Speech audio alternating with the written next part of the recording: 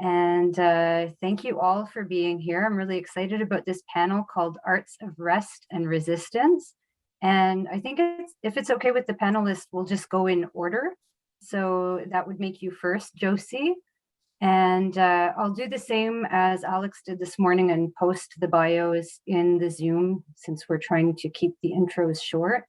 But just briefly, Josie Roland Hodson is coming to us from African American Studies and History of Art at Yale University, where she's doing her PhD, and presenting a paper called Rest Notes on Sleep and Black Contemporary Art. So I'll pass it right over to you, Josie. Thank you so much, Natalie. Hi, everyone. It's really nice to be with you all today, and it's been great to be learning with you throughout the course of the day. So I am going to share my screen, and I'll just ask you all to nod if you can see. Okay, great. Today I'm interested broadly in artistic representations of Black sleep, which I kind of see as a quiet gesture that are cast against ongoing tropes of Black idleness and the rationalization of the Black non-human as a laboring and non-somniac machine. So artists who are confronting the expectation of laborious endurance and resilience, those expectations that define racial capitalism's infinite extortions, artists visualizing or producing new conditions for Black sleep who advocate for the submission into the liberatory space of the Black interior and unconscious, and a fugitive withdrawal from the present terms of engagement. I'm going to begin with some history before getting into my primary study. So it's only recently that sleep researchers have begun to consider the ways in which sleep can be a racialized phenomenon in spite of its biologically equalizing nature. Researchers have found that Black people in the United States sleep more poorly than their racial counterparts with injurious health effects. According to a study published in 2019 that reviews and kind of collates recent sleep research, Blacks have the highest risk and prevalence of poor sleep patterns across various dimensions of sleep health than any other racial or ethnic group. This means that Black people spend shorter periods of sleep, spend less time in deep sleep, have a harder time staying asleep, and report more incidents of insomnia. When we sleep, as many of you will know, we ease our bodies and minds into a relaxed state of semi-consciousness. We move through REM and slow wave cycles in which our brains consolidate memories from waking life and regenerative physiological functions kick in. So poor sleep health, or the chronic disruption of those restorative capacities, is associated with myriad physiological and psychic conditions, including impaired cognition, increased risk of hypertension, diabetes, and stroke, as well as cardiovascular disease. Taken together then, poor sleep exposes Black people to what Saidiya Hartman has called the vulnerability to premature death that follows on the transatlantic slave trade, chattel slavery, and the subsequent constraints on fully lived Black life. Central to understanding the origins of this racial sleep gap, the authors of the study suggest, is John Henryism, a phenomenon in which minoritized and racialized populations may develop a strong work ethic as an attempt to combat or overcome negative stereotypes applied to their social identity group. And that was a quote from them. This coping mechanism was named by the American epidemiologist Sherman James for John Henry, the Black steel-driving man of American folk legend and song who exhibited an extraordinary superhuman aptitude for steel driving, the laborious task of manually hammering a steel drill into rock, which is a necessary step in the construction of railroad tunnels. As the song, as we get it in its many variations, it always recounts that John Henry's industrious nature is tested against the modern advances of a steam-powered rock drilling machine. And although John Henry ultimately defeats his mechanical competition, his hardworking efforts are undone when his heart gives out from stress, causing him to die. This tale of heroism, for me, offers a kind of profound parable for untangling the imbricated roles of modern capital's insatiable appetite, which would be signified by the encroachment of the steel driving machine, and the enduring myths about the ontological industry of Black people that play in the story of modern Black sleeplessness. Black non-somnia, which is a word I'm using to kind of think about the ways that sleeplessness has been mapped onto the Black body, not as an actual condition. So this idea of Black non-somnia is a myth that has traces in the hold of the slave ship.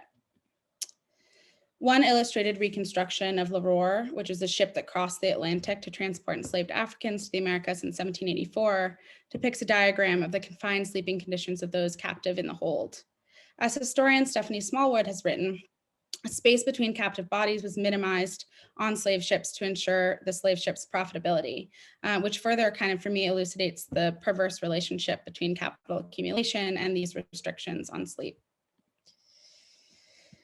In his notes on the state of Virginia, Thomas Jefferson wrote of enslaved Black people that, quote, "They seem to require less sleep. A Black, after hard labor through the day, will be induced by the slightest amusements to sit up till midnight or later, though knowing he must be out with the first dawn of the morning." While Notes on the State of Virginia is admittedly only one document in the vast array of antebellum American letters, its wide circulation and translation, along with Jefferson's prominent political influence, are enough to suggest that his fictive notions about Black people's ability to dispense with sleep entirely were widely persuasive. Indeed, it's been documented that enslaved people endured extraordinary brutal punishments on Southern plantations for expressions of fatigue, and that anti-sleep torture technologies such as weighty iron collars would be deployed to prevent the possibility of rest. Writing of these sleepless conditions in his narrative, Frederick Douglass reports that on slave plantations, no beds are given the slaves unless one coarse blanket be considered such, and none but the men and women had these. This, however, is not considered a very great privation. They find less difficulty from the want of beds than from the want of time to sleep. From this account, we learn that the very architecture of sleep, the bed, was rarely at the disposal of enslaved Black people. On the other hand, as scholars have noted, 19th century legislation following the abolition of slavery in the United States, such as the Vagrancy Act of 1866, sutured the emancipated Black subject to mythologies of his or her indolence by criminalizing vagrancy and joblessness. No longer enslaved, Black people were reinvented in public mythology as lazy or idle. This is a cartoon that kind of explores that concept, a series of racist posters after emancipation. This is from 1866. And you see at the top, it says an agency to keep the Negro in idleness at the expense of the white man. As Hortense Spillers has shown, such early narratives as were inflicted on the bodies of Black people, specifically Black women, as she's discussing it, endure in contemporary discourse as marks. For Spillers, these markings are evidenced in Daniel Patrick Moynihan's infamous report on the Black family, which he characterizes as a tangle of pathology. That tangle of pathology includes the perennial Black unemployment and underemployment, which we can see as a kind of shorthand for a lazy disposition. The specter of these narratives haunts present-day conceptions of Black racial ontology, as we'll see with the unfortunate durability of the trope of the slothful or gluttonous or overdependent Black welfare queen. I have described today both the scientific phenomenon of modern Black sleeplessness, as well as the kind of endurance of the double bind of contradictory narratives about Black people's, on the one hand, indolence and insomnia, at such length because it's on and against this biopolitical terrain that artists have produced aesthetics of Black sleep, works of art that resist the regulation of Black rest and the lethal expectation of perpetual industry. Before advancing my primary study, I might ask, what are the dominant visual traces of Black sleeping subjects? With no way of really speaking comprehensively, I hope you'll all allow me a somewhat crude interrogation. A search for Black sleep, African-American sleep, and Negro sleep in the digitized archives of the Library of Congress disclosed a set of revealing sleeping subjects. African-American cook sleeping on grass, Negro driver asleep under a truck with the clarifying caption, "There are no sleeping accommodations for Negroes at the service station on US 1, Stractolano." A news image from the Detroit Publishing Company of a uniformed man asleep, fully prostrate on a cement block in the foreground of an industrial landscape.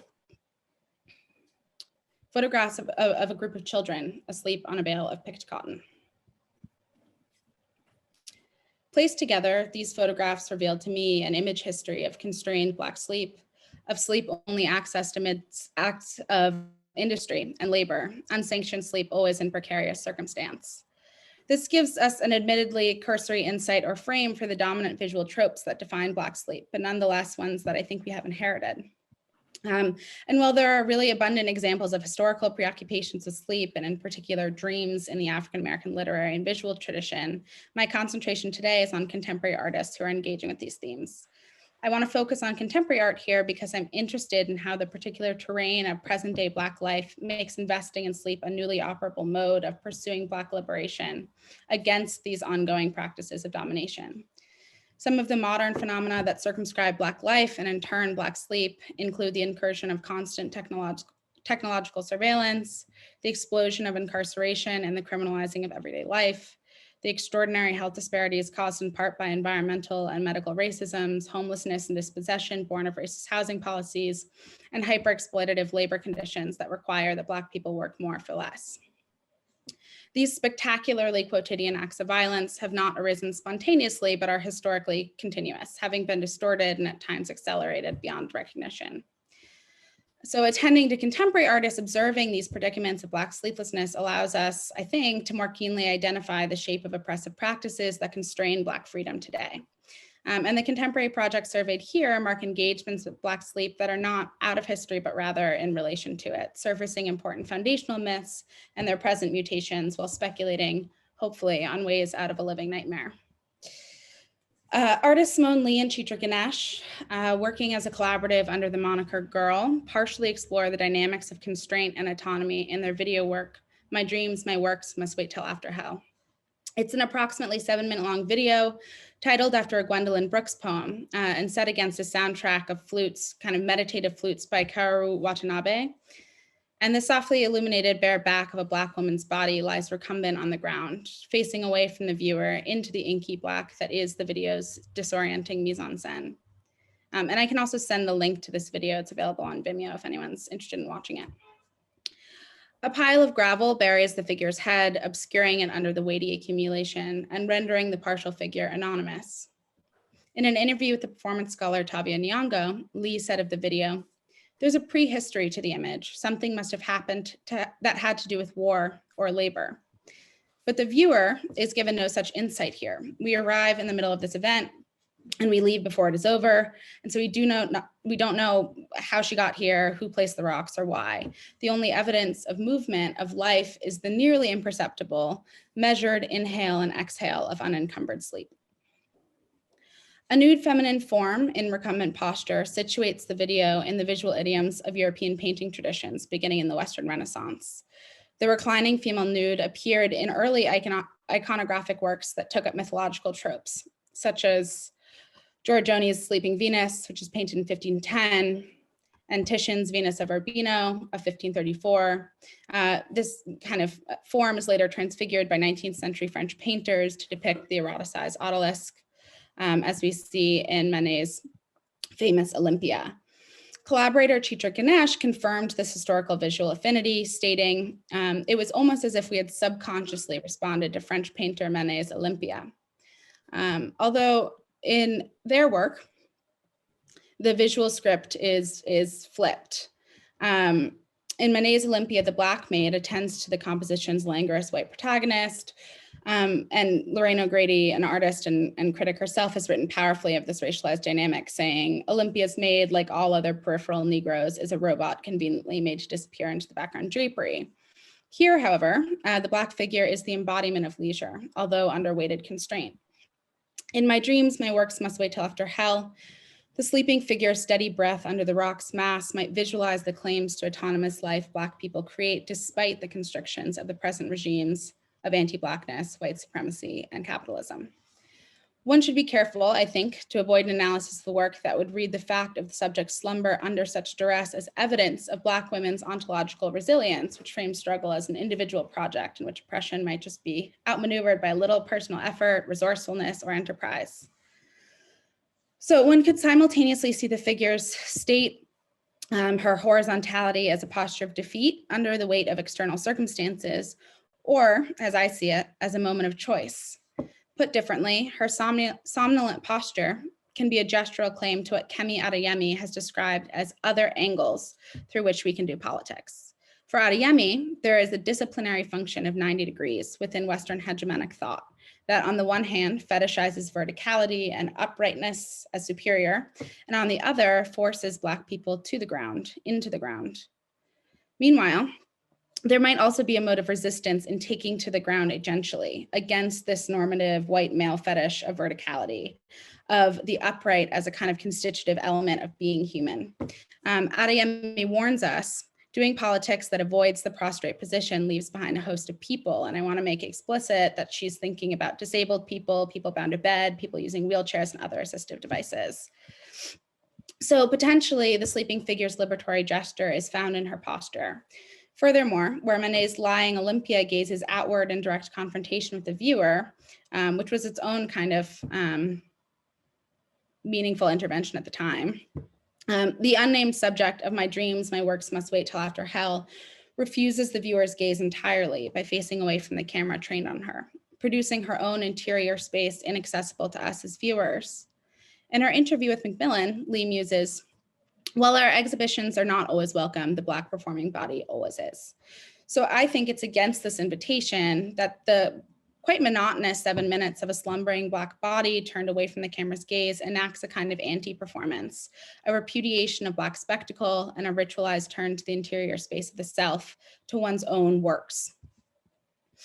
In his inspiring recent experimental meditation on the biopolitics of sleep, Matthew Fuller asserts, sleep is the means by which people turn themselves into objects, or by means of which they become most object-like.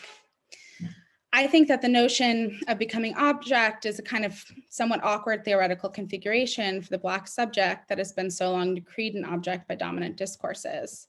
So thinking with this work, and in particular the gaze away from the viewer, I want to flip that notion of becoming object to suggest that possibly, precisely when the Black subject falls asleep, she lies fully in her humanity. Rather than thinking of sleep as a proxy for something like deadness, we might instead view it as a function of Black aliveness, as a function of being human. This humanity is emphatically not the Western conception of the human, capital M man, that underwrites modernity, which Sylvia Wynter unsettles. Nor is it the conception of the human as merely a biological category, just the kind of flow of oxygen in and out of the lungs. Rather, I like to think of this humanity as defined by a quiet relationship to the self. And I'm taking quiet from Kevin Quashie. He describes quiet kind of in resistance, or it's the wrong word, in contradiction to Black life always being defined by resistance. And so thinking about the quiet, thinking about the interior space and how that can be a kind of definition for Black aliveness. He writes that the quiet acts as a metaphor for the full range of one's inner life, one's desires, ambitions, hungers, vulnerabilities, and fears. Through enactments of quiet, he believes, quote, the interior could be understood as a source of human action, that anything we do is shaped by the range of desires and capacities for our inner life.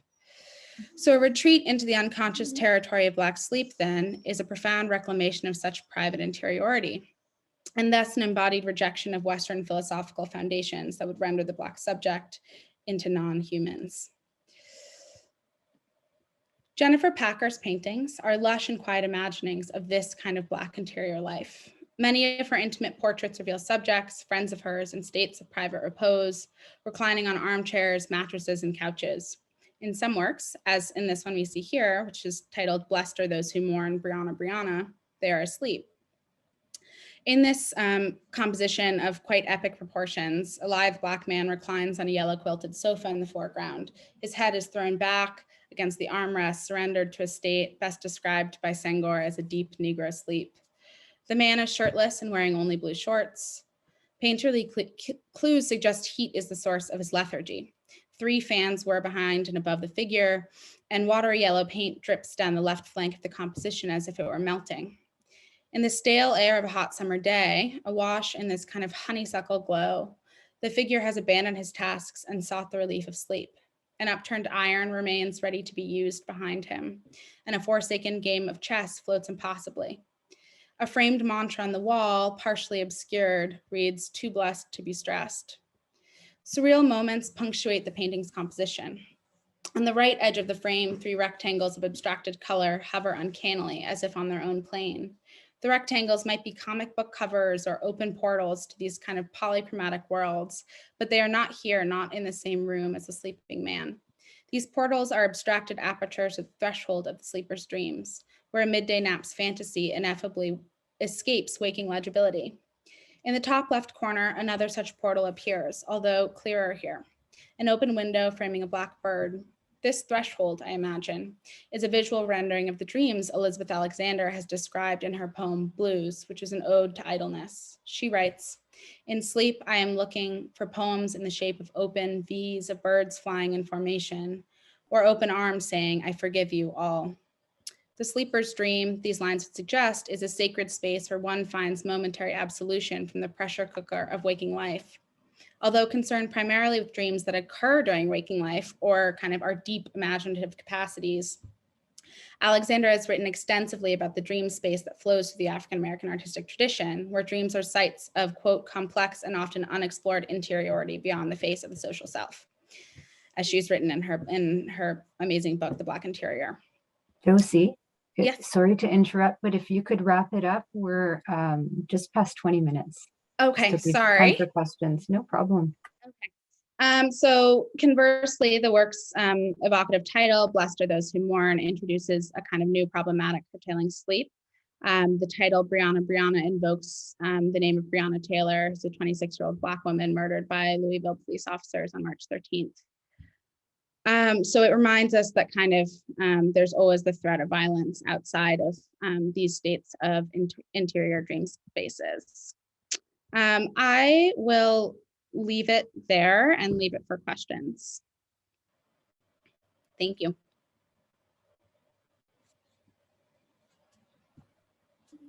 Thank you, Josie. That was amazing. I look forward to discussing this. I think what we'll do is leave all of the questions until the end. That way we can discuss the 3 papers together because I have a feeling there will be a lot of affinity between them. So next up is Stacey Cann, coming to us from Concordia University here in Montreal. And Stacey is doing a PhD in art education, presenting a paper today called Rest, Slowness, and the Morality of Labor. So I pass it to you now, Stacey. Great, thank you. I'm just going to share my screen. So someone interrupt me if it doesn't work. Otherwise, I'll assume that it has. So what I wanted to do, and I'm actually really excited for a really funny reason. So Victoria and I worked together on a project that I'll talk about very briefly, but we've never presented. We've always presented on panels that were at the same time, but not the same panel. So I've never actually seen her present her work, nor has she seen me present my own personal work. So this is kind of exciting.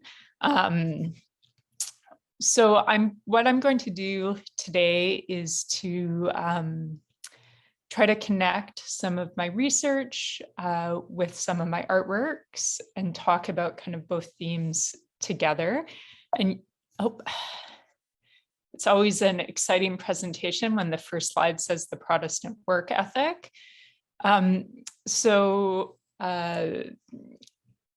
My first kind of foray into performance art. So my background is as a printmaker, but I did a lot of installation work, which slowly over time morphed into a performance practice. And this was kind of the first work that it started as an installation and became a performance. And it's called Tally. And as you can hopefully see, it involved creating tally marks, millions of tally marks for 8 hours a day with a half-hour break, which counted nothing. So this is just a small piece of the tally. So this is a photograph of the performance, and you can see the accumulation slowly of the tally marks on the wall behind me. So one of the things I was really interested in was this idea of work for work's sake and the morality of work and how that related to the way that we view work within our society. So how we view people in relationship to their work, and how we view our own productivity and anxieties around productivity and being out of work. Especially, I feel, as an artist who has generally, but not always, had other employment, how the status of that other employment changed the way that people viewed me and myself in general. And I feel like a very, Victoria's probably laughing right now, I feel like a very internalized Protestant work ethic within myself. And this project was kind of a fun way to think about these ideas. Maybe fun's not the right word. So this is an image from the Illingworth Kerr Gallery at Alberta College of Art and Design, now Alberta University of the Arts. They changed their name last year. I can't remember to what exactly. So I think this is in light of the pandemic, a really interesting project, now that I think our relationship for many people to work has shifted. We've been working from home. Many people have become redundant. And thinking about how our relationships to work and to others who are or aren't working has changed. So this relates to the idea of the American dream, which I think is also the Canadian dream to a certain extent, the North American dream, perhaps. So when I was a kid, I watched the Jetsons. And I mean, even though there's an interesting kind of relationship with work, it also depicted a world where technology made our lives easier and where we worked less. One of my questions regarding the American dream in particular is whose labor it doesn't acknowledge and whose labor it's built on. In particular, this piece is about women's labor and the invisibility of much of the labor that women provide in the house and outside of it. Also the kind of low-paying jobs that we tend to ignore, on which other things are very much built. So this piece was a performance that I did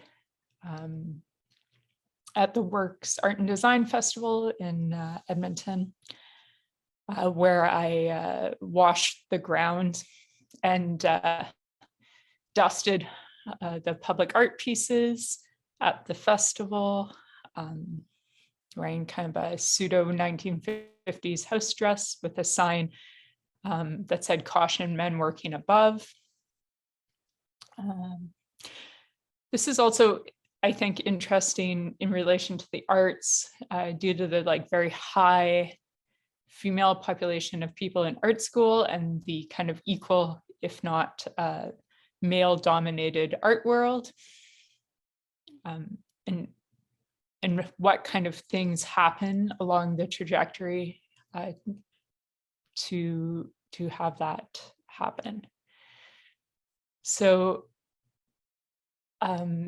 tying these ideas into my attempt, somewhat successful, somewhat unsuccessful, to slow down. I think one of the things that oddly helped me slow down was the pandemic, due to, in some way, I started my PhD during the pandemic, but also performance art hasn't really been happening. So that aspect of my practice has slowed down. So Victoria and I apologize for this screenshot, Victoria, have been working on some research regarding slowness, slow practices, and slow philosophy, which kind of has come together as a series of conversations. So my PhD research is on collaboration and Victoria's is on dialogue. So we want to have these dialogues regarding slowness. Alana was one of our guests, and they're up on the Center for Study of Learning and Performance's YouTube channel, if anyone is interested. But this idea of trying to slow down and make connections, to not appropriate, and to make, like, to think deeply about ideas rather than, what am I trying to say? Instead of bringing in lots of ideas, thinking deeply about less, which brings me back to some artwork that is kind of been an ongoing project for a number of years now, I guess, in different iterations, called Nothing Something or Something Nothing. And so much like Tally, it involves repetition, thinking about the ideas within the Anthropocene. Can doing nothing really actually be doing something? And is doing something worse than doing nothing? And I think in some ways the pandemic is like that too, that there's a lot of nothing that needs to be done so that something can happen. So this work has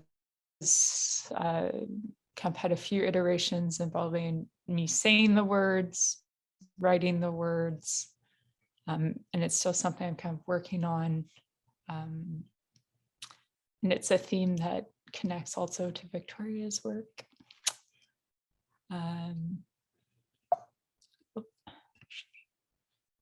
So I watched a lot of YouTube during the pandemic because what else is there to do? And one of the very kind of interesting things that I've come across is this idea of I do not dream of labor. And I thought it made a nice kind of tying together of some of the ideas of my work. So, like, what's your dream job? I don't dream of labor. And thinking about our relationship to each other and ourselves outside of the bounds of like what we do for a living. Even just like the idea that when you meet someone, oh, what do you do?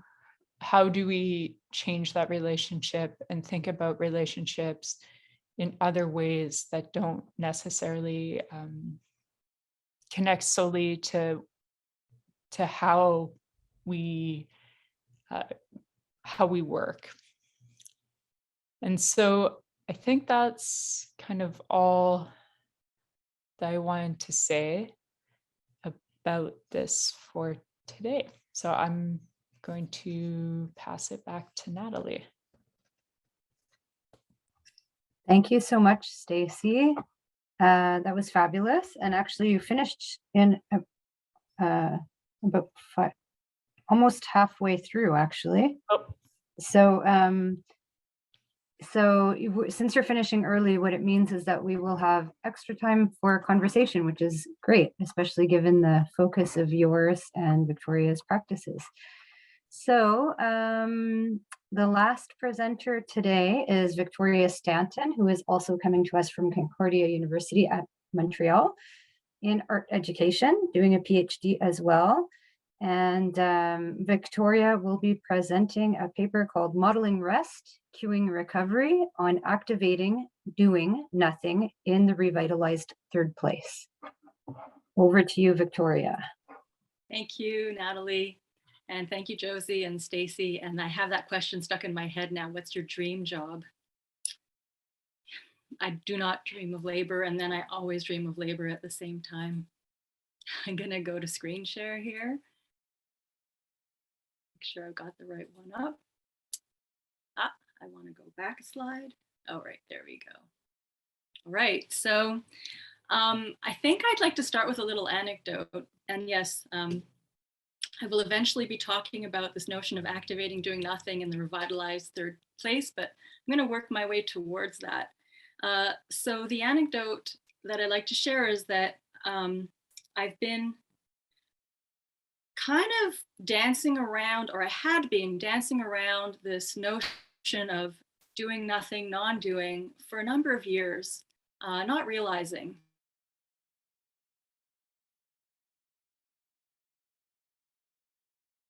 that. So the anecdote that I'd like to share is that about 10 years ago, after a moment of having worked intensively, months, years, I see my internet connection is unstable, so I might have frozen, so I'll pause for a moment. Okay, it looks better now. After working on several projects parallel, consecutively, and feeling rather burnt out, as does happen cyclically for myself and the artists colleagues that I have around me, I was really intrigued by a call for submissions that happened at La Centrale Gallery Powerhouse. They had a window exhibition for the summer season, and I wanted to propose something, but I was exhausted. And I thought, well, this is kind of paradoxical and contradictory. I'm exhausted, I should just take a break. And yet I feel compelled to want to propose something. So I thought, you know what, I am going to propose something. I'm going to propose that I spend the summer in the gallery, in the window front space, basically doing nothing. Maybe I'll bring my reading list with me, or sketchbooks, or invite people to come hang out with me. And I sent off this submission and basically described that's what I wanted to do, and had some theoretical underpinnings around toxic productivity, Protestant work ethic, consumer society like capitalism, etc., peppered in this. I had been thinking about that and writing about that in any case for another project. And I sent it to them, and at the bottom of my cover letter, I said, I really don't expect you to select this project, but I sincerely hope that it generates discussion, because I'm sure I'm not alone. And sure enough, I got a letter back some weeks later saying, you're right, Victoria, we are not going to select your project. However, it did generate discussion. So thank you for planting that seed for us. So I realized that that was an important moment for me. That was a kind of owning of this set of notions that I had been dancing around, toying with for quite a while in my practice, also in my everyday life. And that moment kind of brought it together for me. It pulled both the everyday and the art practice together. And I realized, okay, now I'm going to own this. I'm going to really think about this in my practice. So the image here is, in fact, just prior to the Doing Nothing project, as it became known, began. This was a walk along the river in Verdun, and there was a pause where we just soaked up the sun and took a moment to be together before we continued the walking along the shoreline, as a kind of precursor to the series that began in May 2016. The marker date is that in that time, the project that would begin with Dardar, the sanctimonious sect of Nothing is Sacred, marked the official beginning. It marked the beginning of embarking on a quest where I decided that I wanted to make a concerted effort to make work about nothing. Or more precisely, I wanted to see if I could undertake to do nothing as an art project. But the thing is, as soon as I began, I was immediately beleaguered by the question, what does that even mean? And that's followed me through to the PhD where I am now, and into the projects that I'm currently working on with Stacey around slowness. So what does doing nothing even mean? Does the phrase imply not working, as in, if I'm not working, I'm doing nothing? Is it a form of resistance? Is it an assertion of freedom? Is it a state of pure being?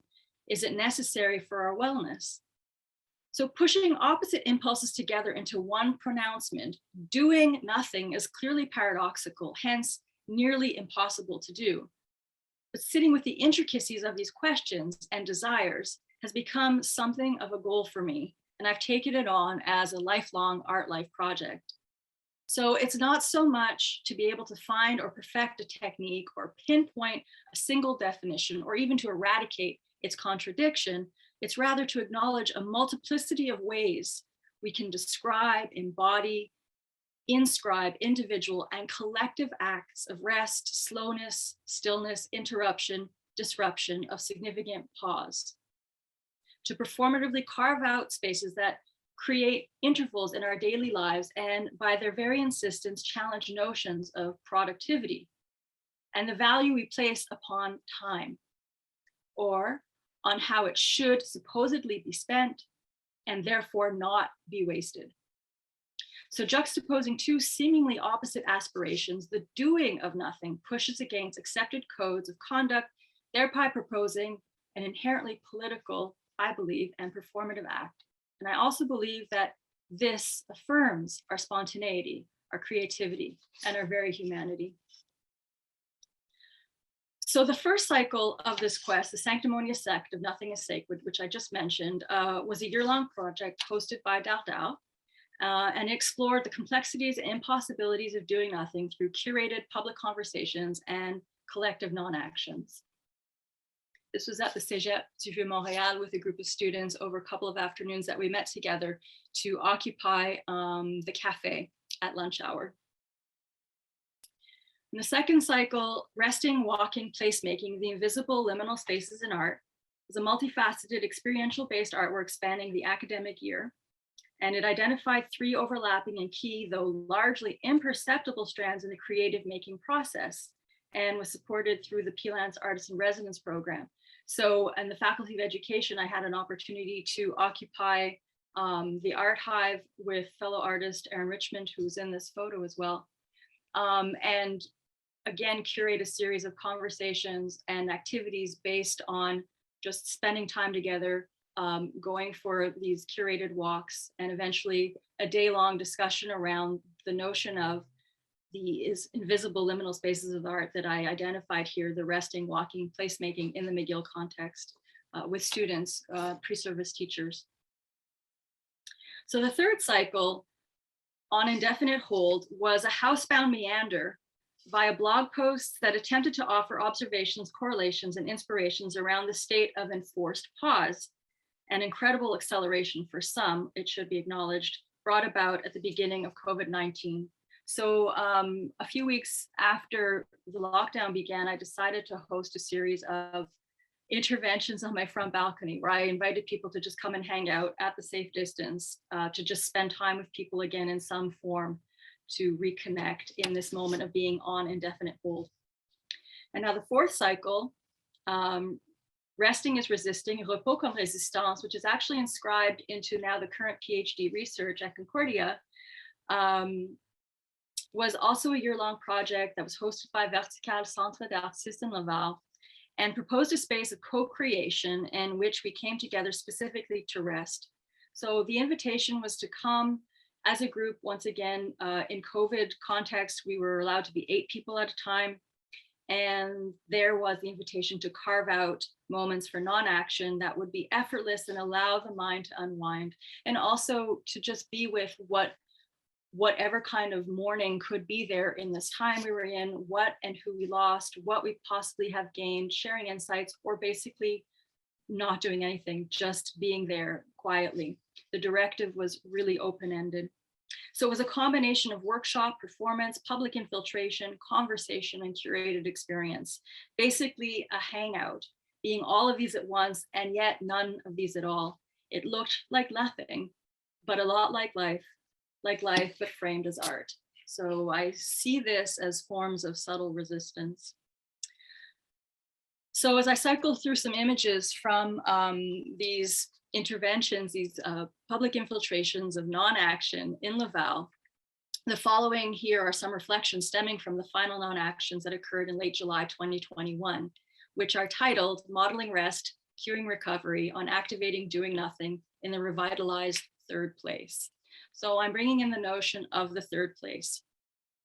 I recently read Ray Oldenburg's The Great Good Place, a deeply flawed text, which is to say it's incredibly dated and narrowly framed as a white middle-class patriarchal American point of view, but it nonetheless puts forward a few important nuggets. Acknowledging its problematic set of assumptions, I do not want to wax effusive over this book, and I honestly had a hard time getting through to the end. In fact, it was a book that Stacey and I read together and discussed together in part of our project. But I do mention it here because of its premise that, even if very skewed, challenges our late capitalist, individualistic, fast-paced, consumer, and car-oriented culture.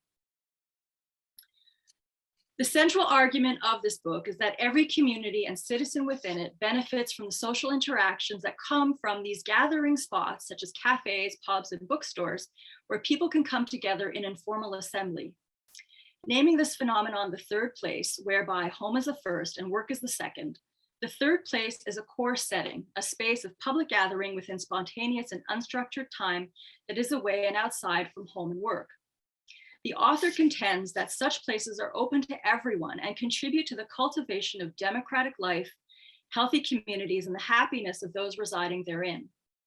With the advent of the suburb in a post-World War II context, tightly zoned areas that eliminated amenities within walking distance also gradually eliminated the third places that would have previously been at the center of many people's everyday lives.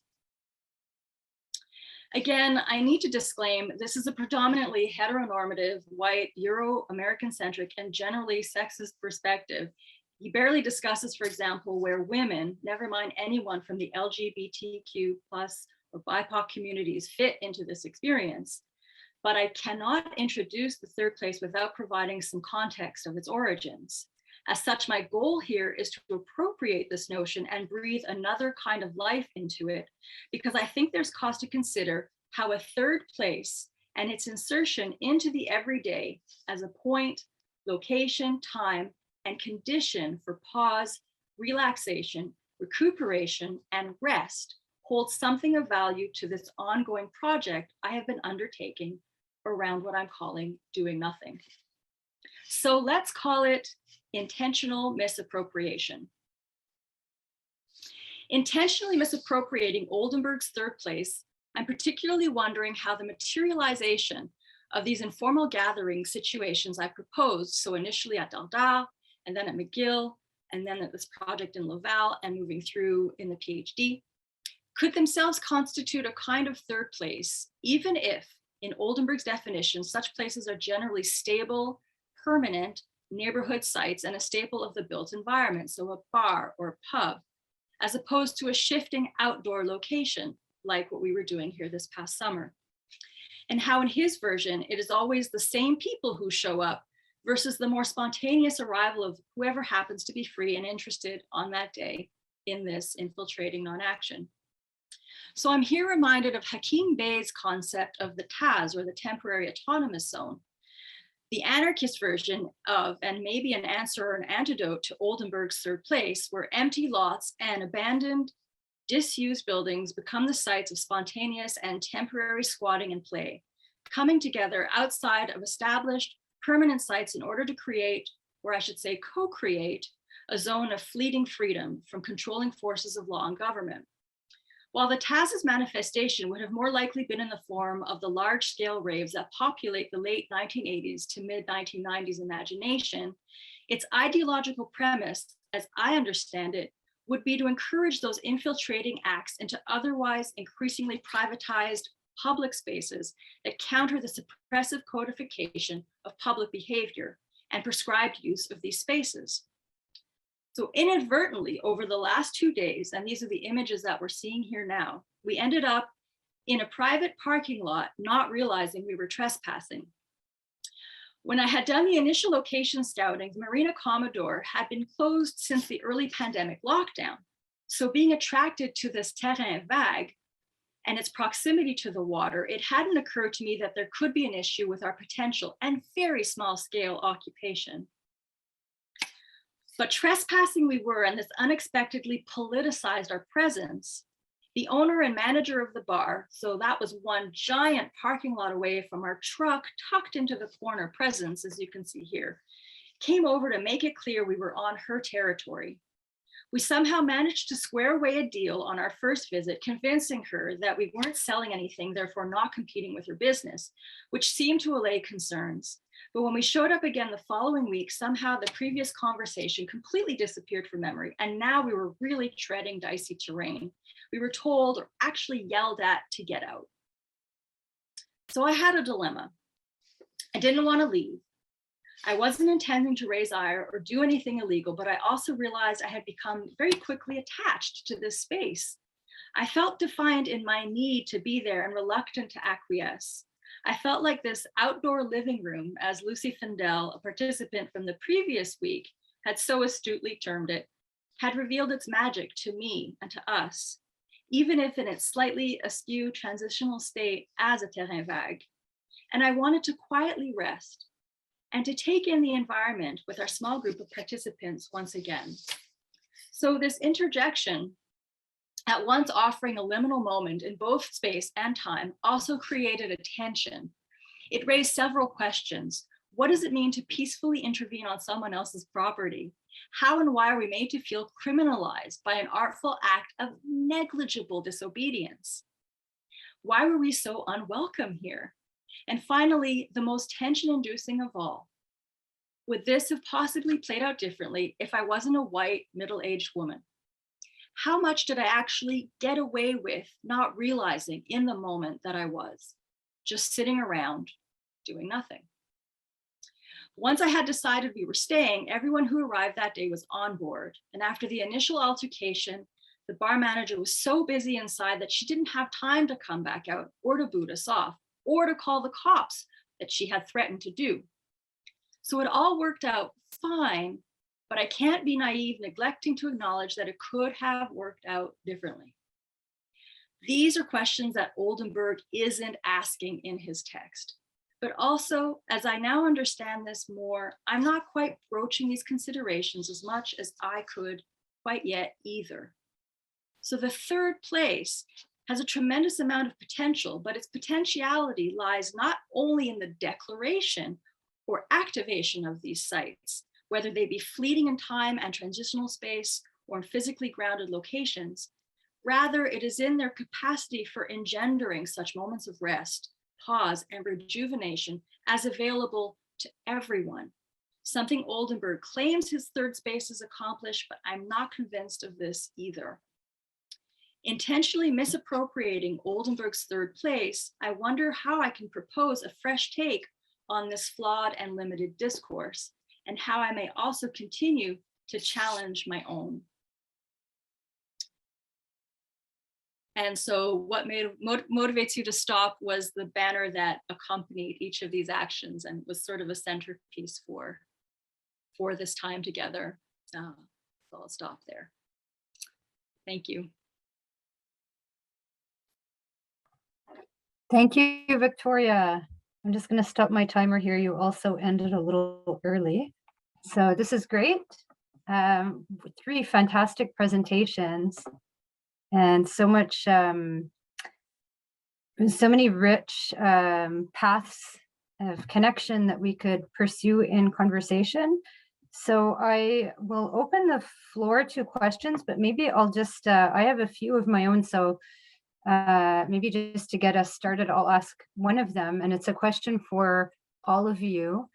I'm just thinking about, and I'm sorry if this isn't completely formulated yet as a question, but I'm thinking about the paradox in a lot of this, which Victoria gestured to. So I'm wondering if you could each talk a little bit about the extent to which,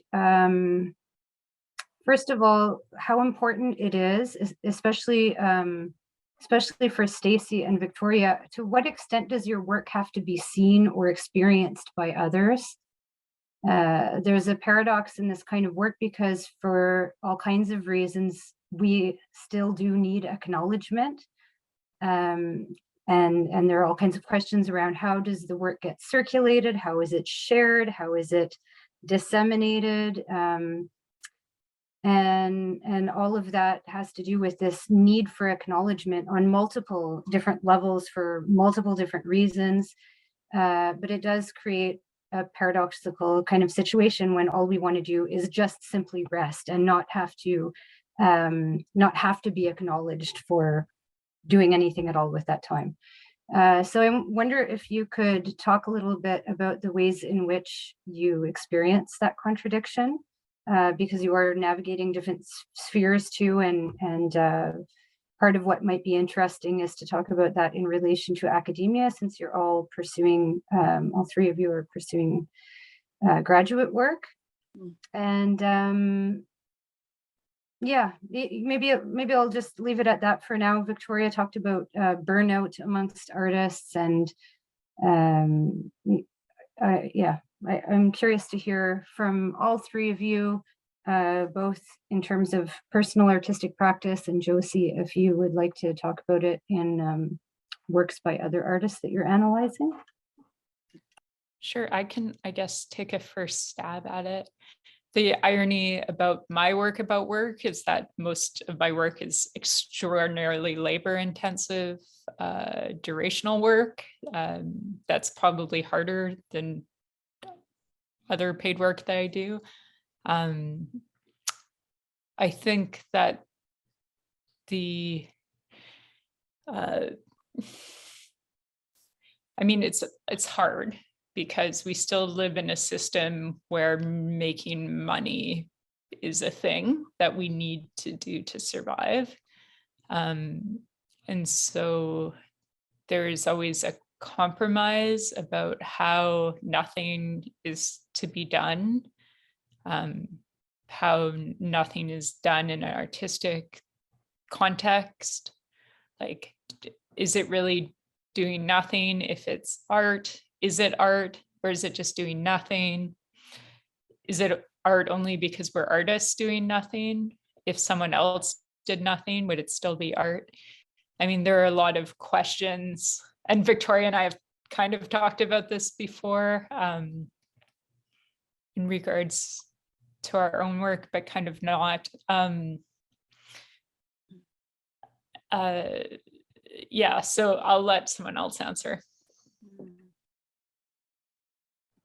Yeah, I can pick up from there. I might talk not about my own work, but a work of a kind of collaborative practice. Amara Tabor-Smith and Ellen Sebastian Chang are two artists who work as House Full of Black Women, and I wrote about them in the longer piece, and they'll actually be speaking as a part of this series in the coming weeks. So I don't want to speak too much to their work as they're going to speak on it, but they host kind of spaces for Black women to rest in the Bay Area in California.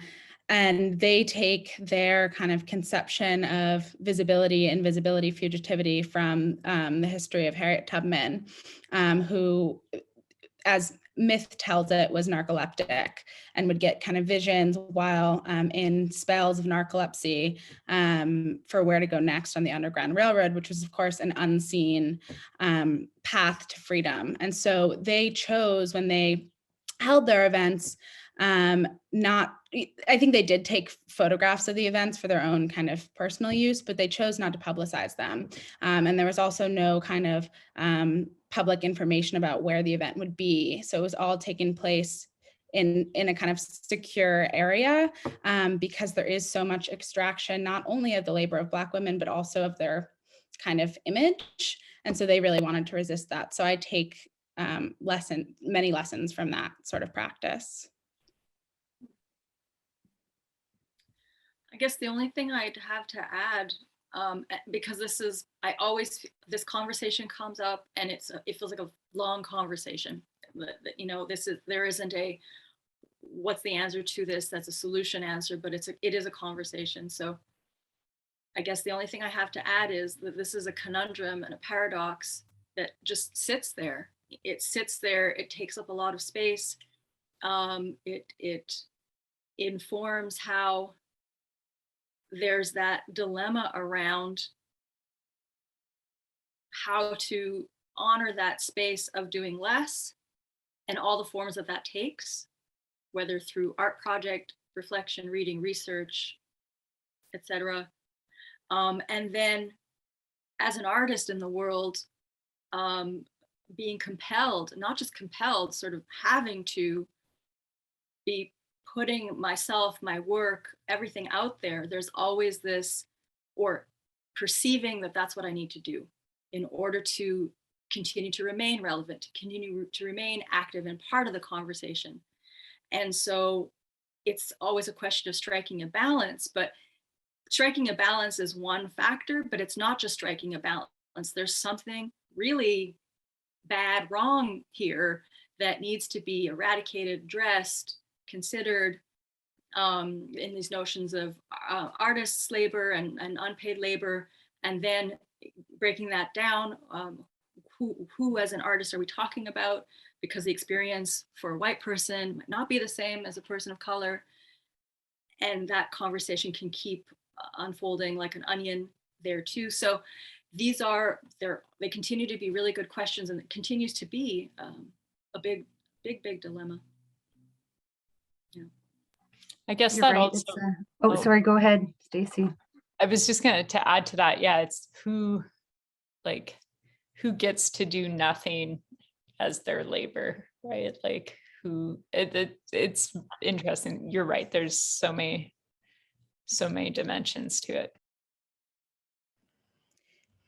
I might also, sorry, just to stay on this question, I might also add, I think with questions of kind of visibility and audience, there's never kind of a stable idea of like who your work is for or who the audience is. And so it might be that you don't want your work to be seen to some, but to others. So I take a cue kind of from that Gwendolyn Brooks poem, My Works Must Wait Till After Hell. That's about my works. And that might not be invisible to her community, but it might not be the kind of labor that's being extracted by, for example, her boss or something. So you're always kind of defining your audience. It doesn't have to be entirely interior. You can have kind of smaller social circles that are witnessing your work. That can be productive for you. Sorry. To add to that, often people don't realize that my work. So in the tally piece, people thought I was the gallery attendant constantly, and they'd like put their drinks on my desk. And then the same with like people would just walk by me and kind of look at me weird while I was like washing the floor in like outside in a rainstorm. And like, there's like a kind of funny dimension to like who notices and who doesn't. And I think that is like an interesting part of like public performance that isn't necessarily like in the context where people are like standing around in a circle watching it. So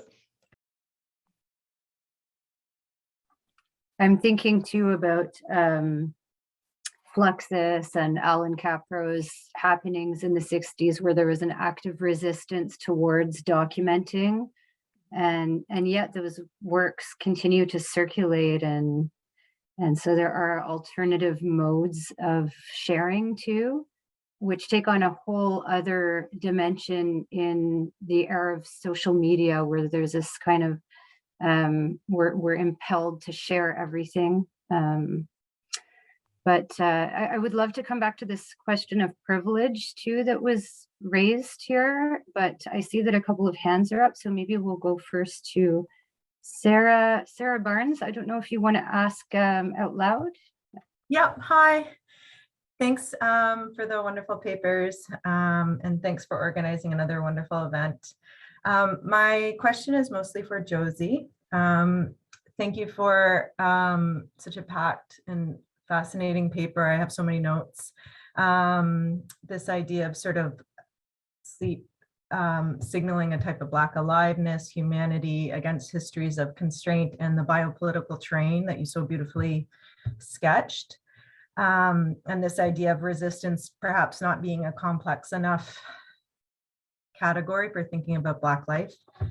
And I'm wondering, maybe if you could reflect on how this is happening at a moment when sleep is itself sort of in flux as well, in terms of people are becoming more responsible for being well rested at a time when sleep is used to extract more performance from, particularly I'm thinking Black athletes in the NBA, NFL.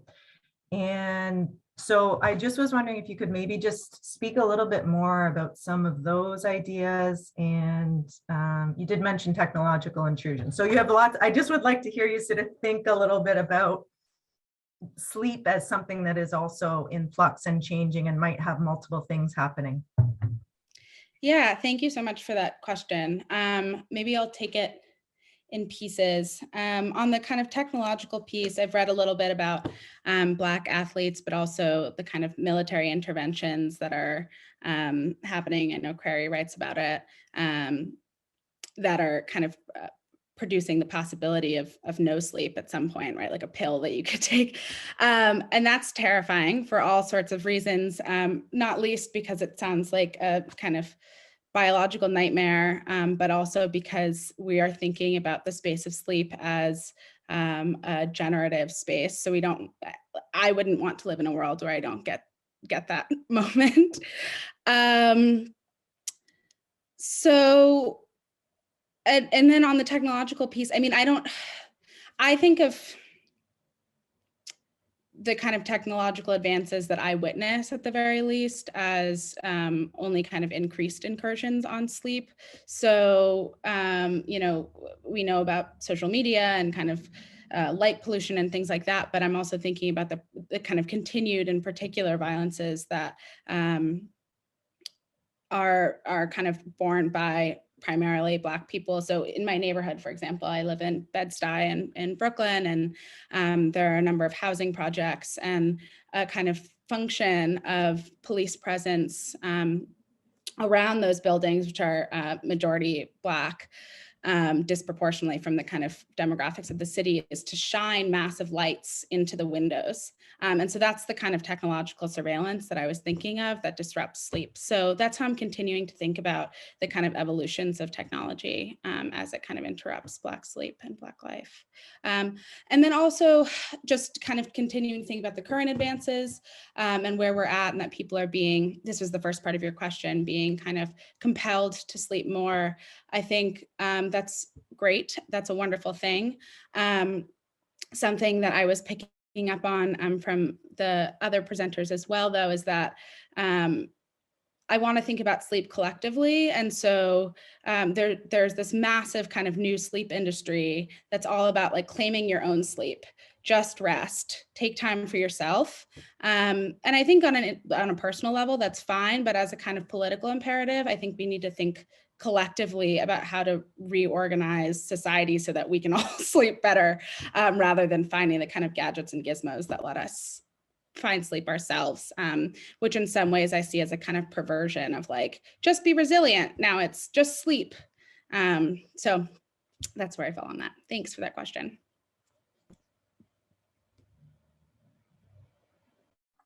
Thank you for that, Josie. And Elena? Hi, thank you so much for 3 amazing talks. And I guess my question is coming off of something that Josie was talking about, but maybe it's actually something that Stacey and Victoria might be able to speak to as well, because I think it's also coming out of the conversation we've been having all day around the relationship between this idea of kind of interiority, exteriority, a sort of topological relation to sleep.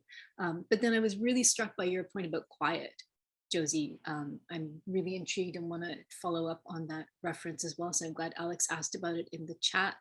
And I'm just wondering about this kind of, as a kind of methodological approach to thinking about sleep. I mean, you're looking at paintings, but like the painting that you showed was also so incredibly, like it had a sonic quality to it because of the way the light was functioning, right? And I think about some of the analyses that are coming out through picking up work by like Edouard Glissant and the politics of opacity, the right to opacity as a kind of resistance to the visual and spectacularization, or discussions in trans studies about the trapdoor of the visible, for instance. And I just wondered if you could talk a little bit more about that sonic dimension of quiet in the way that you're thinking about sleep in relation to the works that you're looking at. And I don't know, Stacey and Victoria, if you wanted to talk about that a little bit as well. Stacey, I was really getting the impression that there's a lot of that kind of silence in your performance. I mean, maybe ambient noises and environmental noises rather than speech per se. And Victoria, I think about that performance in Verdun that we did. And I just remember you'd asked us to be silent all day in these acts of walking, and how powerful it was to both be visible as a spectacle, but not speaking. So yeah, I just wondered if you could maybe speak to that a little bit more, Josie. I was really intrigued by that. Sure. I mean, I would love to hear from my co-panelists as well, but I hadn't thought deeply about sound in this work, but it makes me think about Tina Camp's Listening to Images, and how there are kind of different vibrations that images give off that is just a kind of different modality through which to view the image. So, you know, I certainly picked up on some sound, and especially the Jennifer Packer painting, thinking about the whir of the fan. And you're right that kind of yellow gives off a kind of loud sonic quality. But it's not something I gave a lot of thought to. So I'd be curious to hear how Stacey and Victoria are thinking about sound in their own work, and that kind of peaceful quiet. So I can go first. Both of my pieces that I showed are, well, that's not true. Tally and Deliver, which is the one where I'm scrubbing the ground, are both completely silent, and I don't interact with, I like ignore everyone, which makes people really angry. I don't know why, but people get really angry if they try to, especially if they think you're a receptionist and try to talk to you and you don't answer them. Like they ask you where the bathroom is. There were some funny interactions, but I find that both of those two works are really like a meditation on work for me. So I think the silence is like an important part of them. Deliver was happening in an outdoor festival, arts festival, so there was lots of like other noises. But both pieces were really sort of about the invisibility of labor. So I think the silence was important. With the nothing something piece, there is an iteration of it where I'm speaking the words until they become nonsensical. Through repetition, and in some ways that too is like talking about the meaninglessness of each of the words. But yeah, I don't know if that answers your question, but Victoria. Yeah, what's interesting is that when this series of cycles began, so the very first non-action in the spring of 2016. I remember arriving on site. It was under apple blossom trees right at the end of the season when they were starting to fall off of the trees and land on the ground and land on us, the people who were there observing this. And it was really, for me, an exercise in being with and observing, noticing, being together, doing this. And we were located in a quite noisy place that was deliberate, this juxtaposition of this very beautiful, serene setting surrounded by traffic. And I remember when we got there, there was a directive to people once we arrived, knowing I didn't want it to be a workshop as such, and I didn't want, I mean, people are free to just be there as they want to be there. But the suggestion that I had after the greetings were done and the sort of catching up died down was, okay, this is an invitation to be quiet together. So it was very deliberate, and it was put front and center.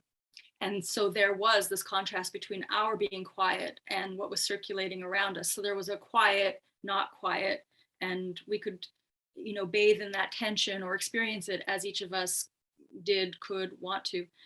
But jump cut to this past summer, when we first started getting together, I remember arriving on the scene and thinking and saying, you know, there was a previous need and desire to have this quiet space of observation, or this space of quiet observation, because the space itself isn't necessarily quiet, we're outside.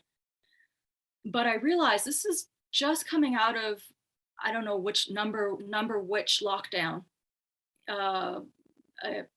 last May in the spring. And I didn't want to impose that, and I didn't want to experience that. There was an excitement about seeing people outside together. So the talking was crucial to reconnecting to my life, to my people, or to these people, to art or some form of art. I use that loosely because there's contention for me around, is this an art project actually, and the things that Stacey named earlier. But nonetheless, I was really aware of that contrast between the first time that I had initiated this in a concerted way, because there were other actions that happened prior to that, which we were ostensibly doing very similar things, except now I was framing it deliberately as this doing nothing, this non-doing.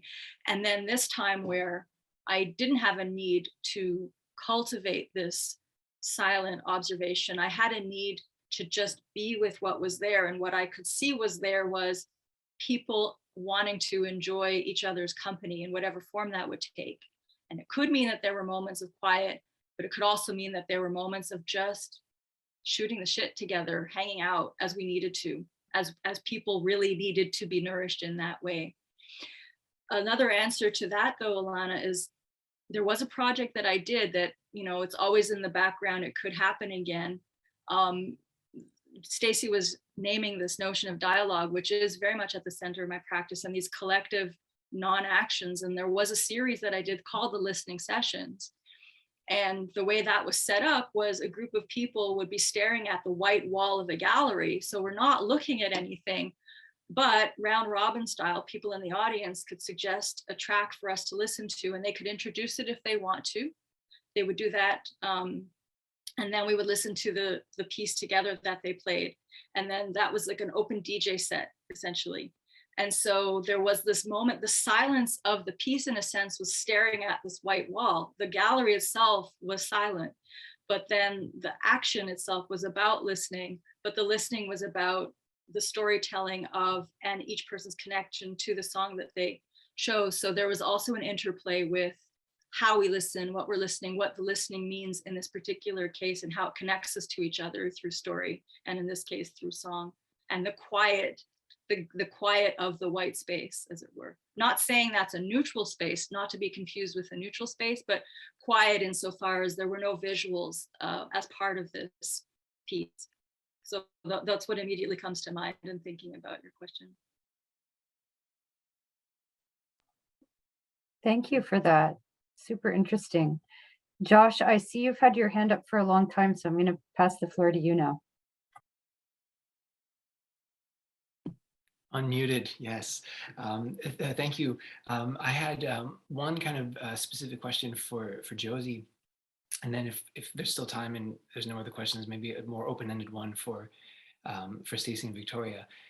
But Josie, so I really, and this is in a way following up on Alana's question about the Kevin Quashie, the quiet, sovereignty of quiet, which is, it's kind of a sound studies book in a way, and it's talked about sometimes in sound studies.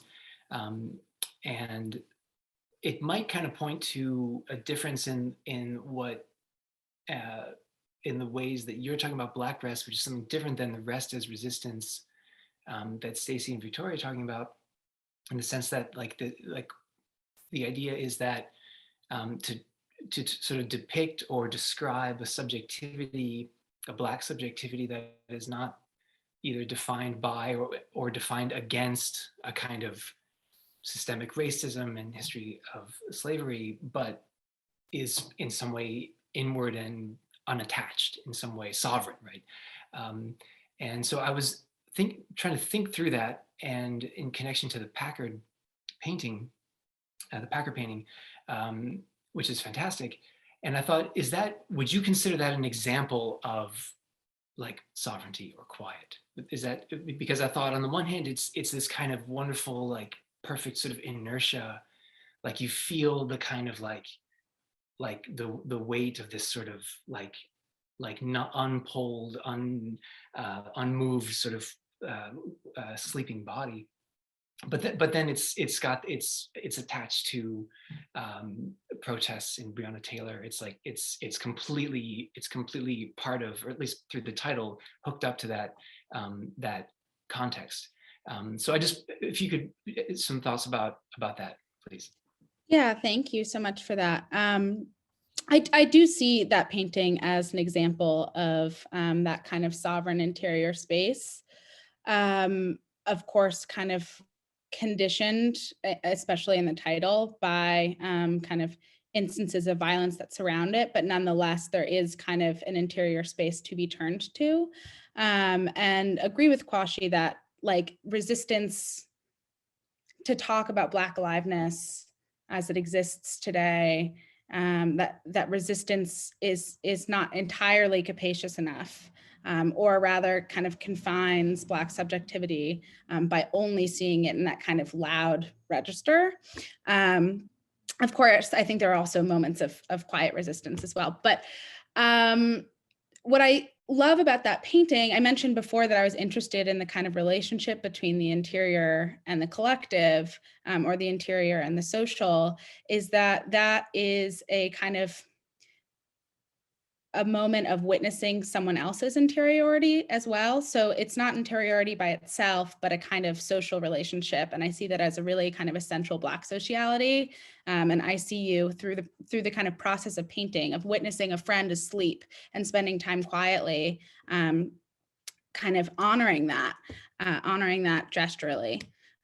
So I see it as a somewhere in between interior and social. And that's kind of the beautiful contradictory space that I'm interested in.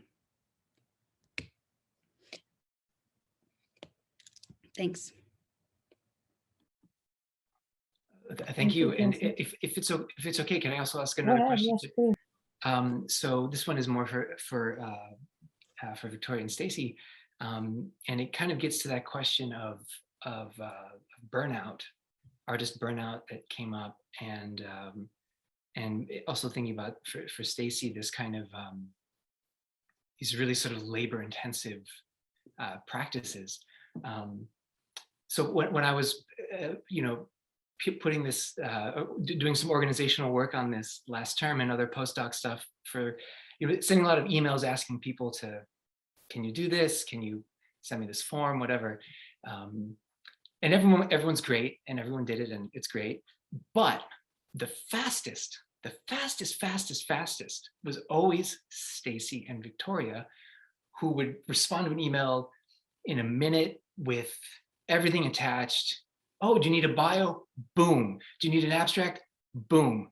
And I thought, this is incredible. I thought this Bureau of Slow Research they are fast, but I thought is this kind of tied to this kind of artist burnout, this kind of always on model that you have to kind of work under and then work against through deliberate artistic interventions. And I just want, if you had any thoughts that you wanted to share about that. That is a wonderful question. Do you want to go first, or should I go? Quite happy for you to take it on first. Yeah. Okay. So, I mean, part of that is that I think we get asked for bios and all that stuff constantly. So I have like 3 versions of my bio at all times. But I think it also has to do with the way that being an artist tends to go. And I think I've joked about this with Victoria, that you either have like 15 projects at once or nothing at all. And it can really be absolutely exhausting. And it also, I think, has to do with like really the low income that artists make. And it's really difficult to say no to jobs when you don't know if there'll be another one. And I think this has a problem. I mean, it's always been that way for artists, but I think it's been expanded into this like kind of gig economy situation that we're all now finding ourselves in, which is supposed to give us freedom, but I fear only severs any employer responsibility. But that's a whole nother paper. But yeah, I think it does. I mean, I think it partially has to do with that, that kind of all or nothing situation that artists often find themselves in. I don't know if Victoria's experience has been quite the same, but I have a feeling it might have been. Yeah, it sure is. And also I'm aware of the fact that, like it or not, I have a hierarchy. I suppose this is just a healthy thing and probably normal, but of what gets answered and what will sit and linger in that inbox for weeks or months or sometimes years. So, and it has to do with everything that Stacey just said. I find that space of the screen, particularly that space of email, is one that sucks all of my energy and can suck a lot of my time. And what I've gotten better at doing is saying to people when they do contact me, because like Stacey, I have 3 bios that are ready to go. But if there's a ask for something that requires, fill out this form that actually they say it's a short form, but in fact that someone's short form is really long for me to fill out and send it to us by tomorrow, it's not possible. It won't happen. And so getting better at saying to people, if you need something from me, be aware that it'll take me a minimum of 3 days, if not 5, and you're best asking me for something at least a week, if not 2 weeks or longer in advance, just systematically, so that people get that it's not because you're asking me for something today that I will be able to answer you tomorrow if you need it by tomorrow at 5. So that's an interesting place to be. And by the same token, I do not put that expectation on other people ever. And there have been moments where, with all caps, huge apologies, I will say, oh my goodness, I actually need something from you by tomorrow. And I feel terrible asking for this at such the last minute. And I understand if you can't get it, but there isn't an expectation that I have that because I need it, it's coming to me, or because someone else needs it, they're gonna, it's really this increasingly this notion of putting my money where my mouth is more and more also, but and respecting my limits. So maybe on some level, Josh, you got lucky with like just the timing of things, and I never felt particularly imposed on with how it was that it unfolded in the making. But it's a real love-hate relationship with my inbox at the best of times. And that energy suck is something that contributes tremendously to, that fatigue that always follows me around with work, whether it's, and mostly art related. Academic side of things asks different things of me, and academic burnout is a whole other story and can of worms also that we didn't touch on quite. Yeah, and I would say that like in our collaboration, we're also like very aware of each other's time, because we both have our collaborative practice and then our own thing, and we are both involved in other collaborative practices with people who aren't each other. So I think at least I'm pretty like aware of like what I'm asking. If I need something quickly, then like I might not get it, or like sometimes that happens because someone asked me last minute and I need it from Victoria, but I think that there's like a pretty strong desire within our collaboration to not do things last minute so that we don't like impose unnecessary time crunches on each other. But yeah. Thank you so much, Stacey and Victoria, both for those email best practices. And I think the point is so well taken and so important, because it can be a vicious cycle too, talking about how busy we are, talking how little we sleep, and the ways in which that also generates expectations for others.